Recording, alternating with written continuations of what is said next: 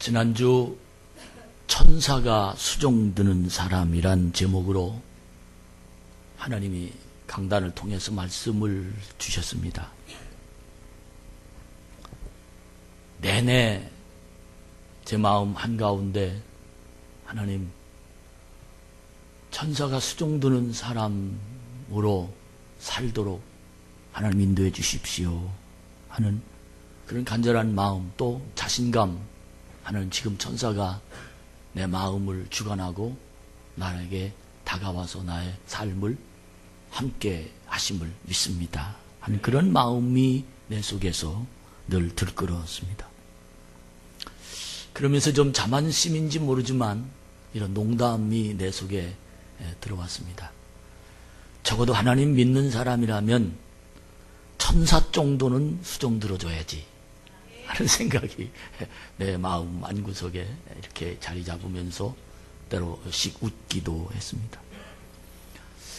또 내 주변에 있는 사람들에게 요즘에 뭐 안 간다고 전해라 하는 그 노래가 생각이 나서 나는 천사가 수종드는 사람이라고 전해라 그렇게 이야기를 하고도 싶었습니다. 이런 마음을 가진 당당한 사람, 이런 말씀이 내 안에 임해서 누가 뭐래도 흔들리지 않는 사람, 또 그의 가슴 속에 하나님의 솜씨를 자랑하면서 하나님의 능력을 믿고 오늘 또 내가 좌우 움직이는 내 동선이 하나님 믿고 움직이는 그런 세상에 사는 여러분과 제가 되어지기를 축복합니다. 이렇게 천사가 수종드는 사람들 앞에는 안 되는 게 없습니다. 어떤 지경에 있다 할지라도 하나님이 나의 삶을 이끌어 주실 줄로 믿습니다. 이런 사람이 오늘 천사가 수종드는 사람들의 제 한 발짝 더 나아가 한 단계 더 올라가 그런 사람을 보고 하나님의 복 안에 사는 사람이다 그렇게 말합니다. 시작. 하나님의 복 안에 살아간 사람이다. 아멘. 옆 사람에게 하나님 복 안에 삽시다. 시작.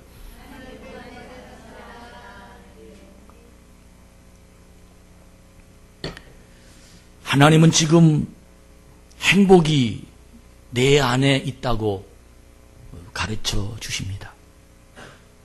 실제적으로 성령님이 내 안에 나와 함께 계시는 사람들은 언제나 이 말씀이 내 가슴에 느껴집니다. 아, 그래.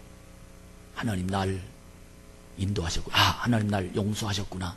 아, 하나님 나에게 이런 지혜를 주셨구나. 아, 하나님께서 나를 알고 계시는구나.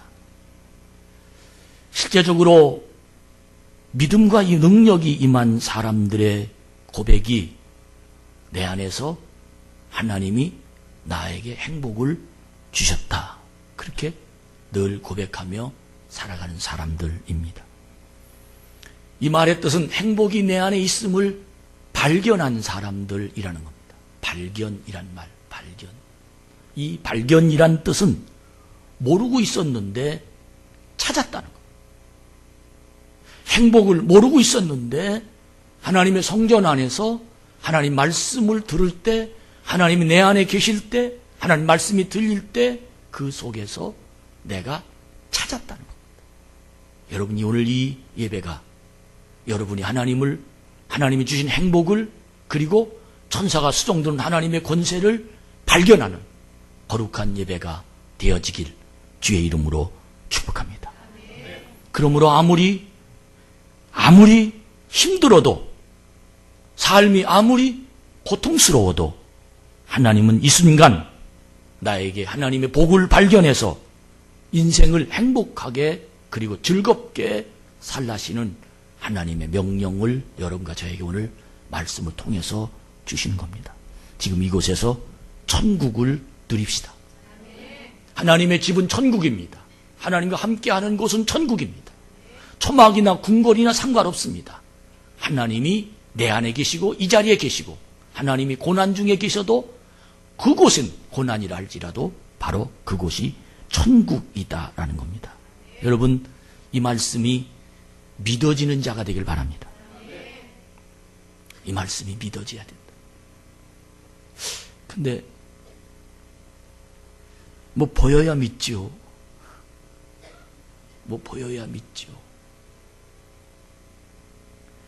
뭐 뭔가 좀 뭐 돼야지 믿지요. 뭐 기적이 일어나야 믿지요. 뭐 할 수 있는 일이 일어나야 믿지요.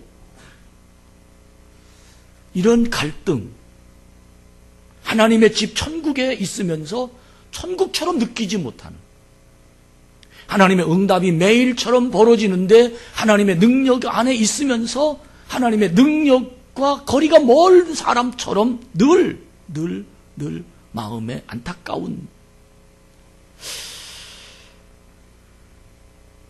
이것이 바로 교회 안에서 사람과 하나님의 사람과의 갈등입니다.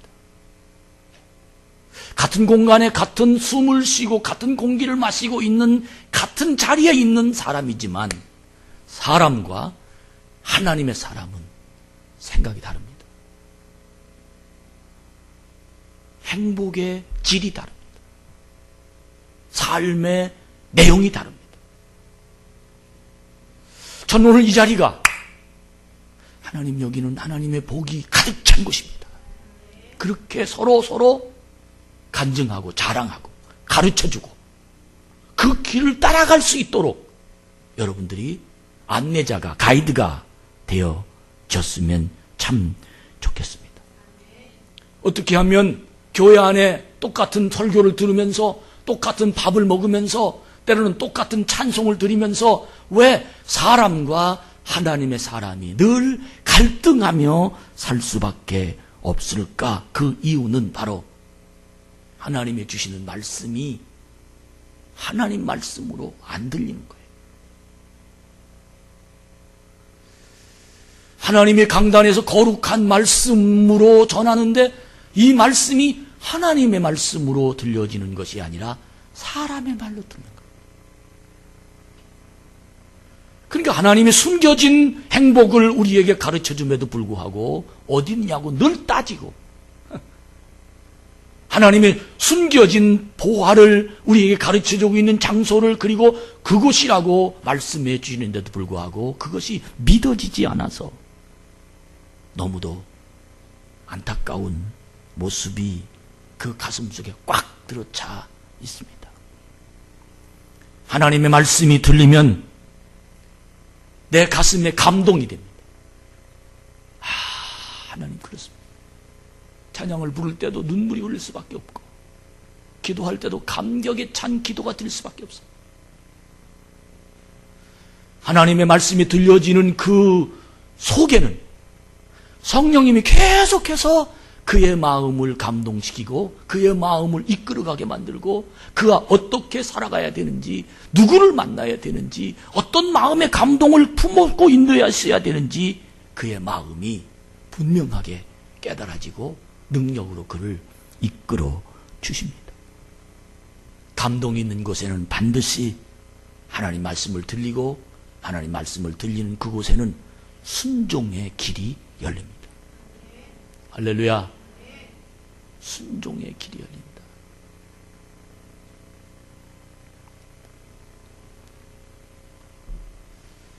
똑똑한 사람은 이런 말을 합니다. 목사님, 뭐 순종도 하나님 말씀도 동기부여가 뭐 돼야 순종을 하든지 감동이 되든지 따라가든지 뭐 그런 거 아닙니까? 이 말이 무슨 뜻이냐면 나를 움직이게 해달라는 것. 그 말이 맞지요. 내 가슴을 뛰게 좀 해달라는 것. 그러면서 솔직한 표현은 나는 단순한 사람인데 나를 좀 움직이게 해달라는 부탁을 받은 적도 저는 있습니다. 아니, 지금 이 자리에 많은 사람들이 나를 움직이도록 설교해달라고 눈망울이 초롱초롱 빛나고 있는지도 모릅니다. 어쩌면 당연한 말이고 공감이 가는 말입니다. 그러나 그 속에는 항의가 담아 있습니다. 도대체 이해를 못하겠습니다. 라는 불평이 담아 있습니다. 그 가슴 속에는 도대체 하늘이 어디 있단 말입니까? 라는 불신이 담았습니다. 그 속에는 도대체 하나님이 내 인생에서 어떻게 개입한단 말입니까? 라는 하나님께 감동받지 못한 사람으로 남아있는 그 심정이 그 속에 있을 수밖에 없다는 겁니다. 여러분, 저는 이 생각을 곰곰이 하면서 여러분들에게 좀 한번 이런 부탁을 드려보고 내 자신도 그렇게 한번 해보았습니다. 한 발자국만, 딱 한 발자국만 뒤로 가서 내 인생을 한번 살펴봅시다. 딱 한 발자국만, 한 1년만.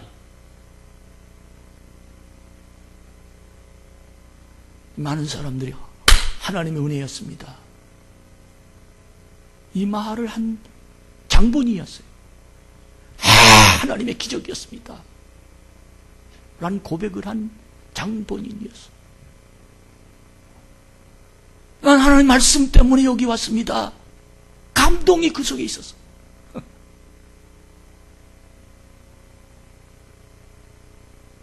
근데 그 감동이 사라졌어요. 감동이 사라졌다는 것은 하나님이 안 계시다는 말이 아닙니다. 하나님이 계신데 내가 감동이 없다는 거예요. 그래서 내 감동을 살려달라는 거예요. 여러분, 감동은 정신적인 말하면 심리적이지만 영적으로 말하면 성령의 활동입니다. 여러분들이 지금 요구하는 것은 정신적인 감동을 요구하는 것인지 기분입니다. 기분. 아니면 영적인 성령의 활동을 원하는 것인지 이걸 좀 분석해 보시기 바랍니다. 성령이 활동하시면 내 마음이 하나님 나라에 와 있습니다. 그러나 내 기분을 움직이게 해달라는 건 내 뜻대로 해달라는 거예요. 활동 방향을 활동 근거를 만들어 달라는 거예요. 이것은 있을 수가 없습니다. 왜? 여기는 하나님의 집이니까. 할렐루야. 여기는 하나님이 통치하는 곳이니까. 여기는 하나님이 인도하시는 곳이니까. 저는 이 말씀을 준비하면서 이런 생각이 들어갔어요. 예수님이 왜 오셨을까? 여러분 이 질문 좀 대답해 보시겠어요? 속으로. 예수님 왜 오셨나요? 여러분 이 질문을 좀 대답해 보시고 이 예배가 하나님 말씀이 들려지길 바랍니다. 예수님 왜 오셨나요?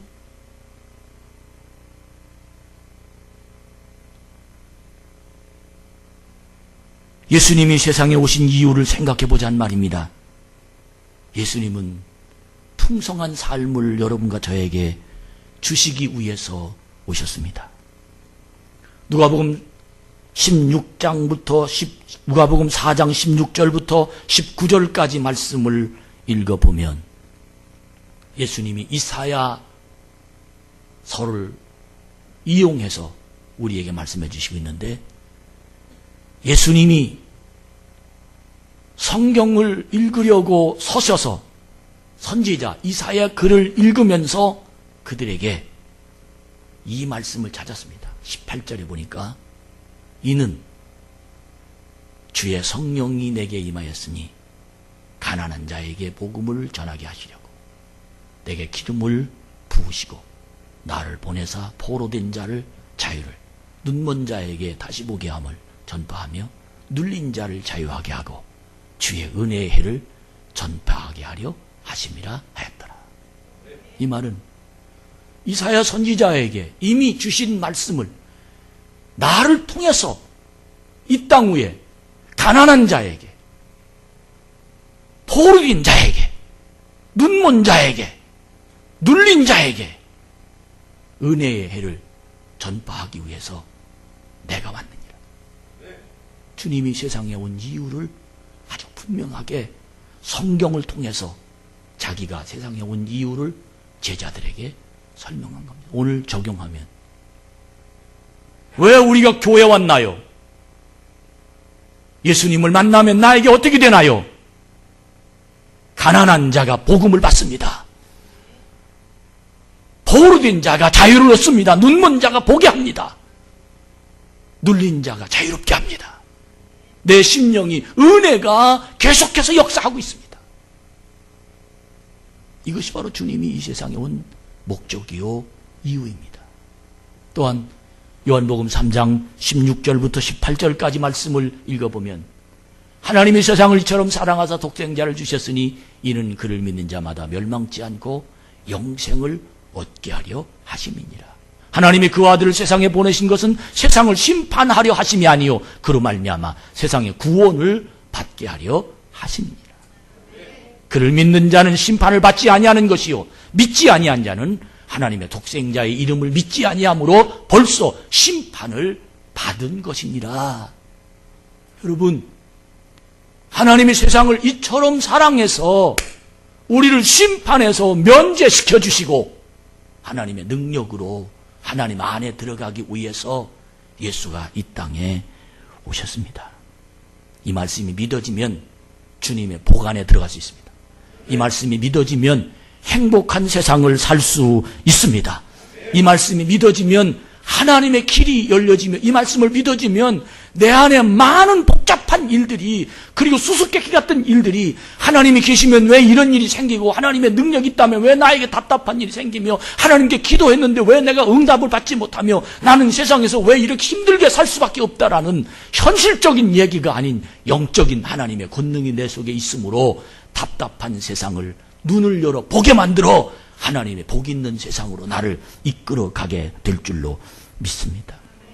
여러분 질문합니다. 이 말씀을 믿고 세상을 행복하게 살아갈래요? 아니면 이 말씀을 믿지 못하고 그냥 힘들게 살래요? 선택 여러분이 하십시오. 정말 여러분과 제가 이젠 하나님 복 안으로 들어오시기 바랍니다. 하나님 복 안으로 들어오자. 여러분은 세상에서 교회 안으로 들어왔습니다. 이제는 교회 안에서 하나님의 복된 그 삶 속으로 들어와야 됩니다. 이것이 믿음이며 이것이 신앙이며 이것이 주님이 간절히 원하는 이것이 세상이 원하시 예수님이 오신 이유요 목적이요 목표인 것입니다. 믿음의 능력을 많은 사람들이 정신적인 모양으로 아니면 현재적인 삶의 풍성으로만 막연하게 기다리는 경우를 봅니다. 그러나 여러분 저는 분명하게 하나님이 저에게 깨달음을 주셨으며 우리 한번 따라서 하실래요? 신앙은 과학보다 정확하다. 할렐루야. IQ는 과학을 믿습니다. 그러나 하나님의 영역은 하나님의 능력을 믿습니다. 세상을 움직이는 것을 과학이라고 말하지만 과학을 움직이는 것은 하나님이십니다. 과학을 믿는 사람들이 지금 지진 때문에 난리가 났습니다.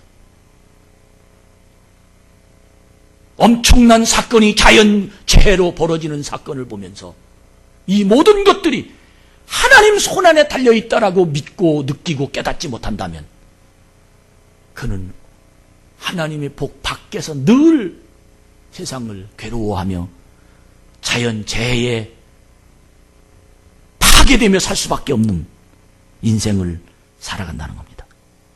신앙은 과학보다 정확합니다.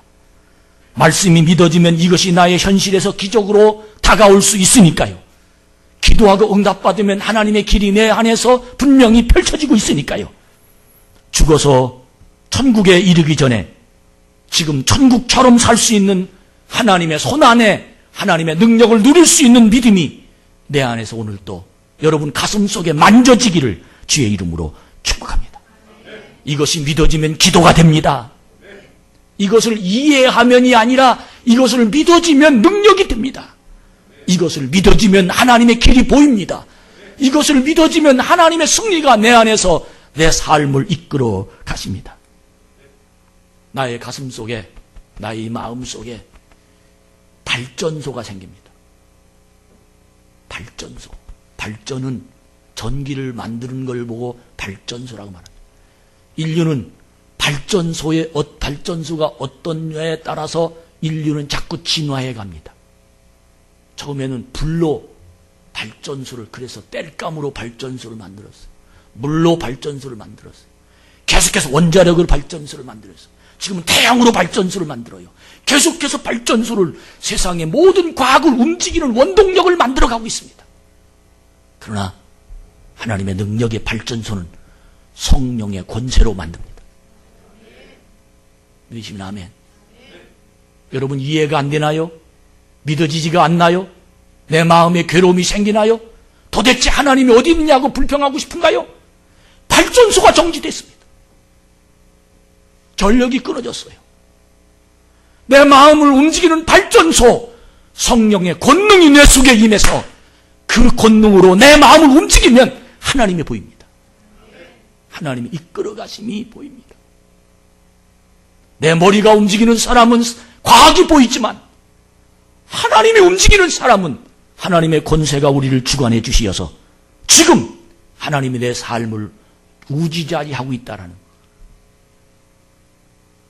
시편 139편에 보면 사람을 살리기도 하시고 죽이기도, 사무엘상을 보면 사람을 살리기도 하고 죽이기도, 하나님은 여러 곳에서 말씀하십니다. 내 인생은 하나님 손에 달렸다. 여러분 주님 앞에 고백하며 오늘 또 주님의 이름을 사용하는 권능이 임하기를 축복합니다. 실제적으로 강단을 통해서 주시는 하나님 말씀이 들리면, 이 귀에 들리면 가슴이 움직여집니다. 그러나 이게 안 들립니다. 왜? 너무 많은 걸 내가 알아요. 너무 많은 걸 들었어요. 이 말은 하나님보다 자기가 똑똑하다고 생각합니다. 그리고 판단합니다. 여러분 오늘 이 시간 저와 여러분이 다 벗어버리고 이제 하나님 말씀이 들려줘서 순종합시다. 그 순종 뒤에는 기적이 이루어집니다. 하나님 날 위해서 예비한 세상이 펼쳐지고 있습니다. 하나님의 능력이 내 삶을 좌우하고 있다는 분명한 확신이 나를 주장해 주고 있습니다. 순종은 하나님의 힘이 나의 안에 담아 있음을 보게 만듭니다. 이 순종이 여러분에게 일어나기 바랍니다. 목사 이야기를 해서 좀 죄송합니다만 실제 벌어진 일이고 제 주위에서 일어난 일입니다. 어느 목사님이 30년 전 부목사 시절이었는데 담임 목사가 자기에게 너무도 가혹하게 하셔서 그분이 그 교회를 부목사 하다가 떠났습니다. 그리고 그 일이 너무 사무쳐서 30년 동안 떠나가지고, 얼마나 그분도 독한 사람인지 30년 동안 그 목사님의 비리를 파헤쳤습니다. 심지어 국회의사당 앞에 가지고 1인 시위까지 했습니다. 처음에 그 비리를 알고 그 친구들이, 그 동료들이 동조했습니다. 아, 그러냐고. 그런 일이 있으냐고. 정말 나쁜 사람이라고. 그런데 1년이 지나고 2년이 지나고 3년이 지나고 10년이 지났는데도 그 목사님이 그 마음이 해결이 안 된 거예요. 그 주위 사람들이 다 떠났어요. 야, 어지간하면 그냥 끝내라. 그 언제적 얘기인데 지금까지 그러냐? 너 왜 그래? 동조하지 않았습니다. 사람들이 그를 피했습니다. 지금 페이스북에 그 많은 말들이 그가 올립니다. 근데 사람들이 그 말을 듣지 않습니다. 저거 꼬여서 오는 날이야. 이렇게 그 주위에 그를 탐탁하게 생각하지 않습니다. 근데 그분이 군목을 제대한 사람이에요. 소령으로 예표한 사람입니다. 굉장히 엘리트 의식을 가진 사람이에요. 근데 이 가슴이 꼬였어요. 그 꼬인 게 30년이 지났어요. 그런데도 해결이 안 됐어요. 그래서 제가 물어봤습니다. 아니, 목사님, 왜 목사님인데 그거 좀 미흡다가도 설교 준비하면 그거 잊어버리는 거 아니에요? 그랬더니 그분이 하는 말이 잊혀질 수가 없다는 거예요. 그 사건만 생각하면 죽이고 싶다는 거예요. 저는 그 얘기를 들으면서 저 사람은 자기를 넘을 수 없는 사람이구나. 자기를 넘길 수 없는 사람. 여러분, 시어머니 며느리 사이 이런 사이 많습니다. 우리 동네 여러분 살펴보세요. 이런 사람 많습니다. 자기를 넘을 수 없는 사람들. 그는 계속해서 그렇게 살 수밖에 없어요. 그러나 자기 안에 십자가의 능력이 담아있음을 알고 고백하면 그는 씻은 듯이 주님만 보입니다. 그때부터 그는 하나님 복 안에서 살 수 있습니다. 우선 자기의 죄가 보이지 다른 사람의 죄가 보이지 않는다는 겁니다. 이전 것은 지나가고 새로운 하나님의 사람으로 살 수 있습니다. 그분이 말씀을 전하다가 이 말씀을 읽었대요. 누가복음 6장 35절부터 38절까지 말씀을 읽었는데 그 말씀의 내용을 읽어보면 참으로 너희는 원수를 사랑하고 선대하며 아무것도 바라지 말고 구워주라.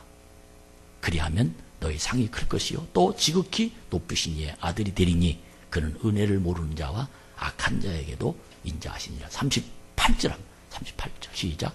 주라 그리하면 너희에게 줄 것이니 곧 후히 되어 누르고 흔들어 넘치도록 하여 너희에게 안겨주리라.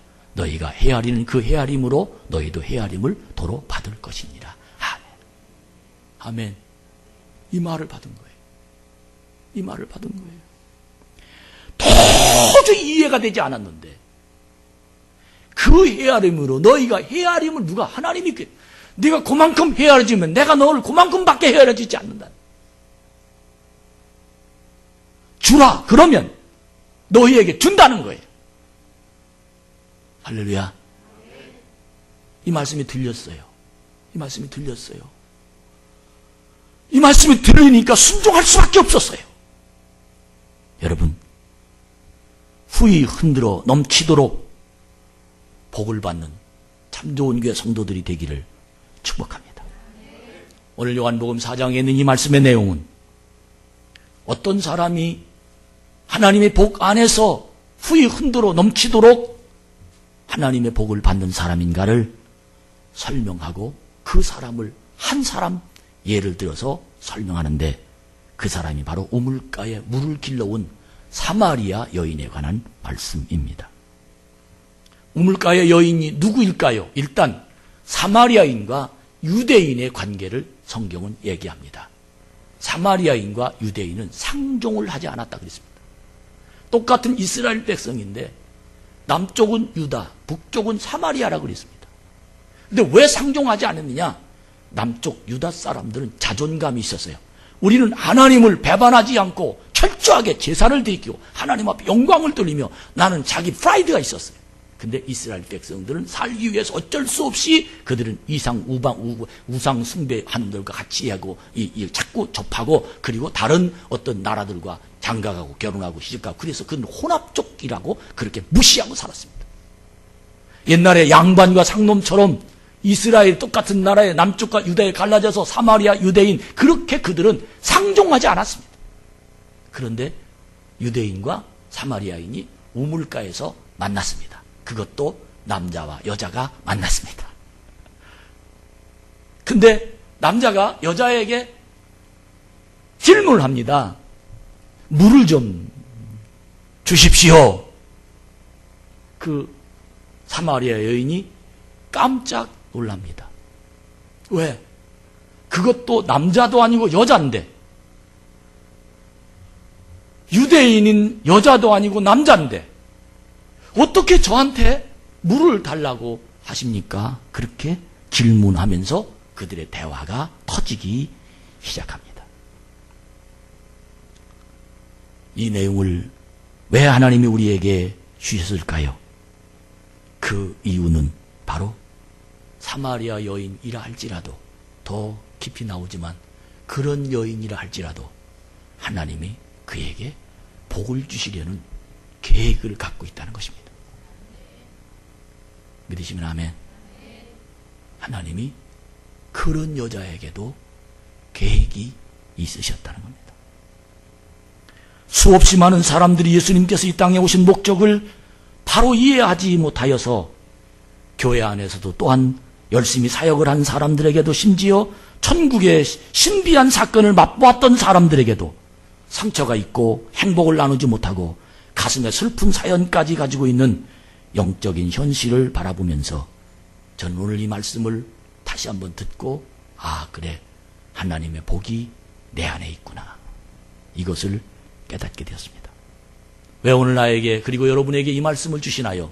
그 이유는 하나님의 복이 있음을 가르쳐 주시려는 하나님의 계획입니다. 힘들게 사는 우리들에게 하나님의 복이 있다. 갈등을 갖는 우리들에게 하나님의 복이 있다. 나 혼자 힘으로 살 수 없는 고통스러운 사람들에게 하나님의 복이 있다. 원수지고 척지고 사는 사람에게 하나님의 복이 있다. 하나님이 나를 사랑하신다. 이 말씀을 하나님이 우리에게 주시려고 오늘 성경은 우리에게 말씀해 주십니다. 지난주 수요 예배 때 꿈꾸는 사람들과 어울려라 하는 요셉의 말씀, 요셉의 꿈을 말씀을 통해서 전했습니다. 꿈은 씨앗이요, 씨앗이 자라는 것은 고난을 통하여 씨앗을 자라게 하시는데, 고난이 오면 꿈까지 잃고 마는 안타까운 사람들에게 꿈을 꾸고 꿈을 자라게 만드는 사람과 어울리면 나도 함께 그 꿈을 현실로 만들어갈 수 있음을 요셉을 통하여 하나님이 우리에게 말씀해 주셨습니다. 여러분, 꿈은 현실로 만들어야 능력입니다. 허황된 꿈을 아무리 꿔도 꿈이 현실이 이루어지지 않으면 그런 꿈으로 끝납니다. 비전이 아무리 크다 할지라도 그 비전이 현실에 이루어지지 않으면 그는 세상을 뜬구름 잡는 사람으로 끝날 수밖에 없습니다. 여러분, 여러분에게 저에게 하나님이 꿈을 주셨는데 이 꿈이 현실로 이루어지려면 이 꿈 꾼 사람이 고난을 통하여 하나님의 계획을 받아들이면 이 꿈이 내 인생을 책임질 줄로 믿습니다. 하나님의 복은 누릴 수 있어야 복 있는 사람입니다. 성경은 하나님의 복에 관한 메시지가 얼마나 많이 담아있는지 알 수 없습니다. 그런데 그 복이 머릿속에만 알고 있어서 교회 오면 저 사람 복 못 받을 사람, 복 받을 사람, 자기가 다른 사람을 판단하지, 자기는 복 있는 사람, 복이 없는 사람, 자기는 모른다는 거예요. 왜? 이성은 다른 사람에게만 작동되지 자기에게는 작동 안 됩니다. 나는 양심이 작동돼야 나에게 적용이 되는 겁니다. 이성은 다른 사람에게 작동되지 양심은 나에게 작동됩니다. 많은 사람들이 다른 사람은 판단하고 있지만 양심이 작동되지 않아서 자기를 판단하지 못한다는 겁니다. 그러나 성령님이 나와 함께 계시면 하나님의 복이 보이고, 하나님의 복이 보이면 성령이 활동해서 양심이 움직입니다. 그래서 나는 하나님의 사람으로 복된 그 속을 향하여 들어가는 하나님의 거룩한 사람이 될 줄로 믿습니다. 이 여인이 깜짝 놀랍니다. 어떻게 당신이 나한테 물을 달라고 합니까? 누구가? 유대인이, 사마리아인 자기의. 그때 예수님이 이렇게 말씀하십니다.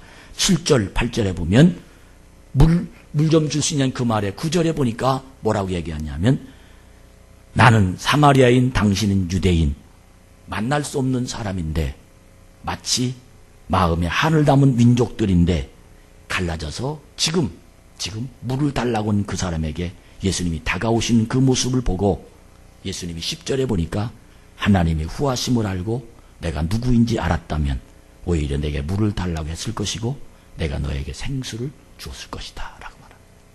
따라합시다. 하나님은 후하신 분이다. 나는 하나님의 아들이다. 내가 나를 알았더라면 오히려 내가 나에게 물을 달라고 했지 내가 너에게 물을 달라고 할 줄 알았느냐? 이 말은 우물가에서 지금 예수님과 이 사마리아 여인과 언쟁을 하는 대화 속에서 예수님을 모르고 있다라는 이 사실에 대하여 너무너무 안타까운 모습을 예수님은 그에게 가르칩니다. 그리고 예수님이 그에게 말합니다. 13절에 보니까 이 물을 먹는 사람은 다시 목마르니와 지금 수가성 그 물 말입니다. 그러나 내가 주는 물을 먹는 사람은 다시 목마르지 않을 것이다. 할렐루야. 왜? 그 사람 속에서 솟구쳐 오르는 영원한 샘물이 될 것이다. 여러분이요, 이 성전 이곳이 수가성 우물가라고 말하면 여기에서 먹는 말씀의 물이 영원히 솟구쳐 오르는 말씀으로 받는 자가 되길 축복합니다. 내 삶을 움직이는 하나님의 권능이 넘치는 내 삶의 비밀을 발견할 수 있는 내 인생의 보화를 보여주는 이 생수가 여러분 주님이 주시는 말씀으로 들려져서 여러분의 인생의 복된 삶으로 능력이 되어지는 놀라운 역사가 영원한 생명의 샘물이 이 강단을 통해서 들려질 때 여러분의 인생은 반드시 하나님 복 안으로 들어오게 되는 기적이 일어날 줄로 믿습니다. 이 여인이 깜짝 놀랍니다. 그리고 비아냥거립니다. 뭐라고 비아냥거냐? 그런 물이 있어요? 그럼 그런 물 내게도 좀 주시지요? 단어적인 말로 보면 아주 정중한 것 같지만 문맥의 의미를 보면 너무 비아냥거리고 예수님이 하시는 말씀을 믿지 못해서 하는 그런 물이 있어요. 그런 물이 있다면 내게도 좀 주시지요? 라고 반신반의한 그 상태로 이 여인이 예수님에게 대답을 합니다. 영혼이 없는 말을 건네는 겁니다. 영혼이 없는 말, 영혼이 없는 예배, 영혼이 없는 대화, 영혼이 없는 노래, 영혼이 없는 삶, 영혼이 없는 인생. 이 말이 무슨 뜻입니까? 이중인격이라는 겁니다. 겉과 속이 다르다는 겁니다. 말과 행동이 너무 다르다는 겁니다. 영혼이 없는 대화를 이 여인은 지금 예수님과 하고 있는 겁니다. 근데 예수님은 그걸 알면서도 끝까지 그 여인과 대화합니다. 왜? 이유는 그를 하나님의 복 안으로 끌고 오려고. 믿으시면 아멘. 여러분 가지고 있는 속마음 주님 다 알고 계세요. 그런데도 불구하고 이종천 목사를 통해서 계속해서 말씀하게 하십니다. 왜? 여러분을 포기하지 아니하고 여러분을 하나님 복된 삶 속으로 이끌어주게 하시려는 하나님의 계획이 담아 있습니다. 여러분이요, 이 계획이 통하는 자가 되기를 축복합니다. 이 여인이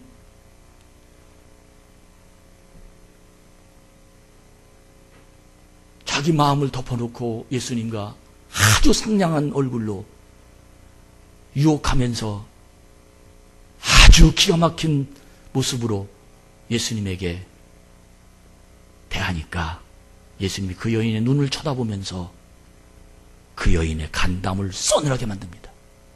그 메시지가 뭡니까? 16절에 보니까 갑자기 내 남편 불러와라 그럽니다. 깜짝 놀랍니다. 아니 물 얘기에다가 왜 갑자기 남편이 나옵니까? 깜짝 놀랍니다. 아니 지금 예수님하고 지금 물 얘기하는 겁니다. 근데 주제가 바뀌어집니다. 남편 불러오라는 겁니다. 이 여인이 받아쳤습니다. 뭐 하고도 남지요. 남편 없습니다. 그때 예수님이 더 강력한 눈초리로 그 여인을 쳐다보면서 네가 남편이 없다는 말이 옳도다. 너 지금 남편 5이 있었지? 그리고 지금 사는 남편도 내 남편이 아니지? 고개를 팍 떨궜습니다. 누가? 사마리아 여인이. 그 당당하게 유대인인 남자에게 자신만만하게 대화했던 그 여인이 고개가 탁 떨켜지고 말았습니다. 그리고는 예수님의 그 여인이 하는 말이 당신은 선지자입니다. 할렐루야. 이 말은 영적 고백을 하는 거예요. 여러분 무슨 뜻입니까?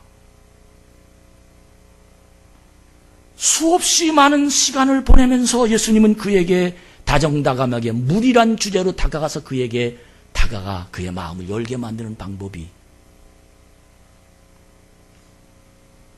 그가 가지고 있는 메시지를 전하지만 그는 알아듣지 못했습니다. 결국은 그가 숨겨놓은 비밀을 털쳐냈습니다.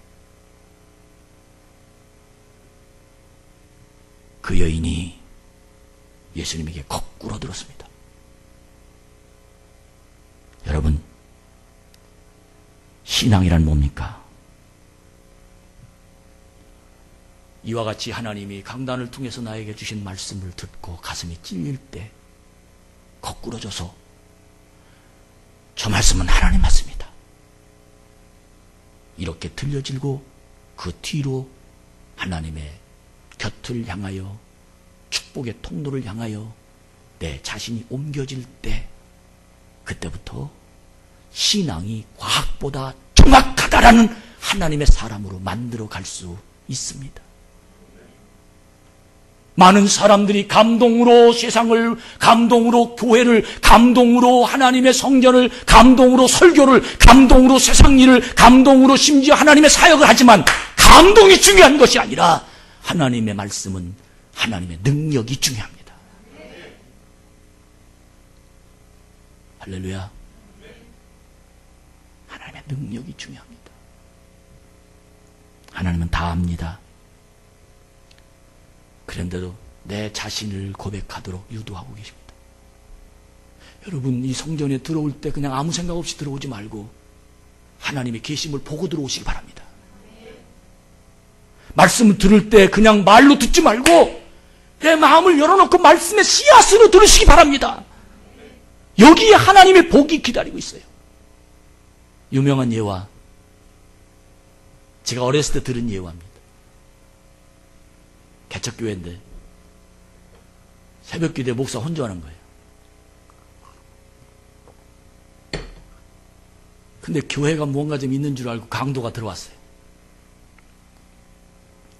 그래서 이것저것 살피고 있는데 갑자기 새벽에 불이 켜져가지고 이 강도가 얼른 의자 밑에 들어갔어요. 그런데 이 금방 불이 꺼질 줄 안 꺼지고는 한참 목사가 앉았더니 앞에 나가서 찬송가 몇 장 부르시겠습니다, 이렇게 보니까 아무도 없어. 성경을 읽는데 자기애가 감동받는 건 아니고 성경을 그냥 읽는 거예요. 그리고 설교를 시작하는데 회개하라! 회개하라! 하나님은 다 보고 계시다! 회개하라! 이거를 막 계속해서 하는 거예요. 그래가지고 이 강도가 깜짝 놀래가지고 저 목사님이 날 지금 보고 있구나, 자수해야지. 그리고 벌떡 일어나서 자수했답니다. 여러분, 이게 무슨 소리입니까? 사람은 알지 못하지만 하나님은 알고 있다는 겁니다. 자수해야 하나님 복 안으로 들어올 수 있습니다. 언제까지나 꺾껍대기, 위선자, 겉과 속이 다른 이런 신앙에서 벗어나서 남편을 불러오라고 하면 거꾸로지야죠. 거기에서 당신이 선지자라고 고백해야죠. 그래야 하나님을 만날 수 있습니다. 그래야 하나님의 능력이 생기고 그래야 하나님의 복 안으로 통로를 만들어줄 수 있습니다. 세상은 불구로 사는 사람들이 얼마나 많은지 모릅니다. 여러분, 불구란 무엇입니까?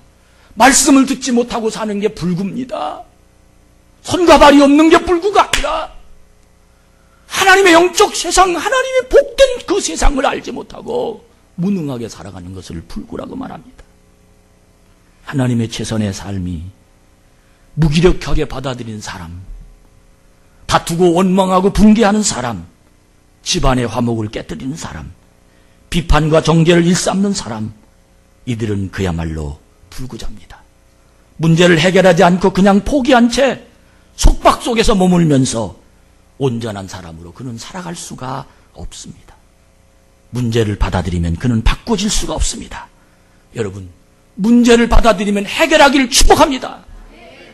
해결해야지. 문제를 향하여 너무 답답하게 세상을 30년을 목사가 설교를 하면서도 그 말씀을 듣지 못하고 원수처럼 살아가는 그 가슴 아픈 사건. 여러분, 오늘 이 자리가 사마리아 여인이 남편 5씩 있었지만 주님 만나서 새로운 세상을 살았습니다. 문제를 받아들이면 바꿀 수 없습니다. 문제를 받아들이면 바꿀 수 없다는 말이 무슨 뜻이냐면, 적응하고 살면, 문제를 적응하고 살면 현재에 머물 수밖에 없습니다. 하지만 우리는 그렇게 살아가야 할 존재가 아닙니다. 왜? 하나님이 내 안에 계시기 때문입니다.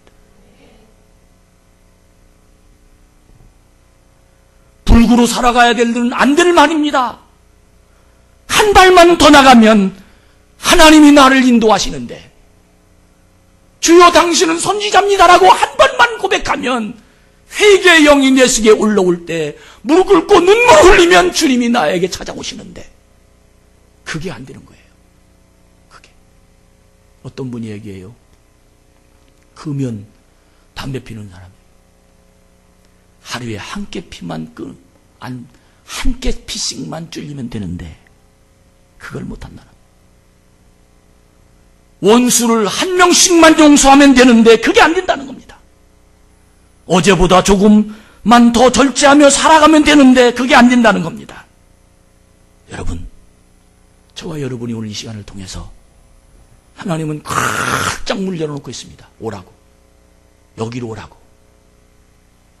위선과 가식과 거짓말과 더러움에서 당신은 선지자입니다. 이 말하고 무릎 꿇으면 주님이 다가오십니다. 여러분, 한 주간 그런 세상을 살아가는 하나님의 복이 되기를 축복합니다. 다시 한번 말씀드립니다. 우리 한번 따라합시다. 과학보다 신앙이 더 정확하다. 왜? 하나님이 보고 계시니까. 할렐루야. 하나님이 알고 계시니까. 우리 모두 다 이런 속에서 하나님의 축복된 인생을 여러분과 제가 사기를 축복합니다. 오늘 오후 각 기관 원래에 할 거, 오늘 원래에 남선계 원래에 제가 참석할 겁니다. 기관별로 제가 원래에 돌아가며 참석할 겁니다.